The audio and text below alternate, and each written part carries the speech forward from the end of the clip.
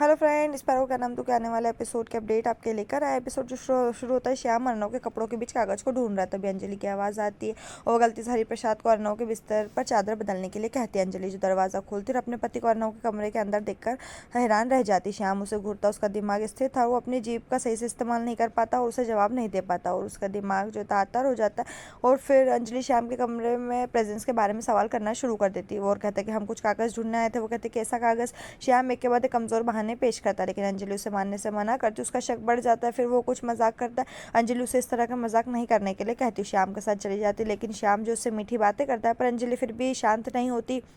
Office में अर्नव खुशी office आते हैं। खुशी अपने बिजनेस में बहुत बिजी है और उसके पास टाइम नहीं है, जबकि अर्नव हाथ में कोई और बिजनेस नहीं करता। अर्नव के सेक्रेटरी आती है और अर्नव को सेठी और सेठी के साथ मीटिंग के बारे में बताती हूँ, पूछताछ करती है कि क्या करना है। अर्नव इशारा करता है कि क्लाइंट को कॉन्फ्रेंस रूम में भेजे और खुशी जो है वो आती है और उसकी बात अर्नव की ओर दौड़ती है और उसके सेक्रेटरी को बताती है, क्योंकि वो अर्नव की भाषा नहीं समझ पाती। अर्नव अपने केबिन की ओर चला जाता है, जबकि खुशी जो है सारे सिस्टम को बोलती है कि ऑफिस के जितने भी कर्मचारी उनको बोलती है कि वो आज दिन के लिए अर्नव की आवाज़ बनेगी। उन्हें उनसे रिक्वेस्ट करती कि वो सब उसकी मदद करे और ऑफिस के काम सुचारू रूप से कामकाज को सुनिश्चित करे। तभी टेलीफोन की बेल बजती है। खुशी जो है कॉल अटेंड करने के लिए भागती है और कॉल अटेंड करती है। अगला कॉल जो है मिस्टर रॉय का, जो जानना चाहते कि अर्नव दस्तावेजों में बदलाव से खुश है। अर्नव तुरंत खुशी से फ़ोन छीन लेता है। खुशी ने उससे इशारा किया कि वो मिस्टर रॉय से बाद में बात करेंगे। कागज़ वो अटकले लगाना शुरू कर देती, लेकिन उसके अटकलों में कटौती होती, क्योंकि चिंता सेट्टी और सेट्टी के साथ मीटिंग पर हावी होती है और वो कहते कि तुम अच्छे से मैनेज कर लो। कि खुशी कहती है कि हाँ, मैं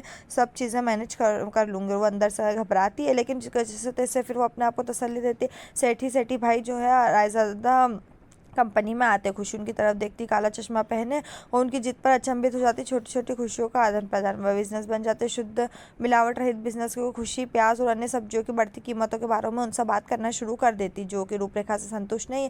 वो विस्तार से बोलती है, वो भारतीय करी की अत्यधिक डरावनी तारीफ करना शुरू कर देती है। अर्नव जो केवल मुख सदमे में देख सकता और ये भी नहीं कह सकता कि उसे कैसे दूर करे, वो उसे बार बार रोकता, लेकिन खुशी नहीं रुकती। जब एक हैरान सेट्टी ब्रदर्स ने उससे सफाई मांगी, खुशी जवाब देती कि वो अपने बिजनेस KKG SR डब्बा सर्विस के बारे में बात कर रही है और उन्हें गोपनीय रूप से अर्नव की सुनवाई से बोलते कि उन्हें डब्बा बिजनेस में निवेश करना चाहिए, ना कि अर्नव के साथ। खुशी उन्हें विजिटिंग कार्ड भी देती है। सेठी और उनके डब्बा सर्विस के बीच गठजोड़ की व्यवस्था पर उनकी राय मांगती। सेठी ब्रदर्स सौदे के लिए खुद को प्रतिबद्ध करते हुए ऑफिस छोड़ देते हैं और कहते हैं कि हमें ये कोई सौदा नहीं करना।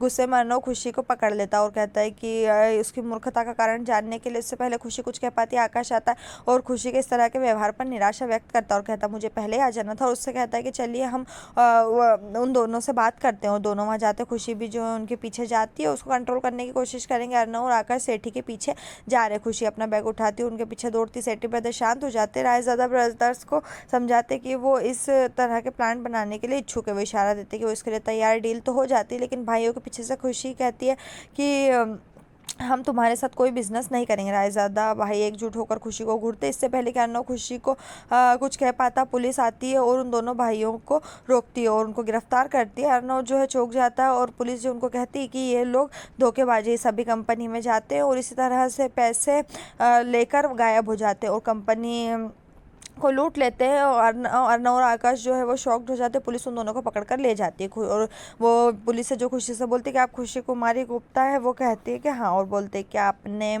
आपने बहुत अच्छा किया और तारीफ करते कंपनी को बचाने के लिए। आकाश खुशी को धन्यवाद देता है पूरी तरह से और चेक नहीं करने के लिए अर्नव से माफ़ी मांगता है। अर्नव उसे दिलासा देता है। इधर फिर दिखाते कि खुशी केमिस्ट से आ रही हो सेठियों को AR कंपनी को ठगने के तरीकों के बारे में बात सुनती। फ्लैशबैक खत्म होता है। अर्नव ईमानदारी से के साथ चला जाता है और फिर वो कह रहे हो खुशी चेक रही कि वो एक गूंगी लड़की नहीं और कभी कभी उसमें दिमाग भी। अर्नव उसके दाव पर विश्वास नहीं करता। वो बुद्धिमान लड़की के बयान पर अविश्वासी की नज़र डालता है। अर्नव और खुशी स्थायी नाटक आती। खुशी की आवाज़ बॉक्स के साथ घर के लिए चले जाते हैं। खुशी जो है अपनी तारीफ कर रही है और कह रही है कि अगर हम नहीं होते तो आपकी कंपनी अभी तक डूब गई होती और उसे धन्यवाद देने के लिए कहती है। उसका पारा चढ़ जाता है। अर्नव जो है वहीं गाड़ी रोकता है और उससे कहता है कि और वो एक चमकता है कि खुशी जो है आकांक्षी रूप से पायल को देखती है और मामी द फैशन शो के लिए पायल सिलाई कर रही है। नानी उस ड्रेस की तारीफ करती। पायल शर्माती हुई मुस्कुराती, लेकिन अपनी उदासी व्यक्त करती कि मामी उसके साथ फैशन शो में नहीं जाना चाहती। नानी ने फैसला किया कि पायल की मदद करने के लिए पायल की ड्रेस पहनती है, जो एक अधिक उम्र की बार्बी डॉल की तरह दिखती है और वो खड़ी हो जाती है और मामी को बुलाने के लिए कहती है। फिर इधर दिखाते हैं कि और मनोरमा आती है और उसको इस तरह देखती है, वो शॉक्ड हो जाती है कि नानी ने इस तरह के कपड़े पहने। और वो उससे कहते हैं कि ये क्या, वो कहते हैं कि हमें और पायल जो है फैंसी ड्रेस कंपटीशन में जा रहे हैं, जिससे ना मनोरमा को जलन होती है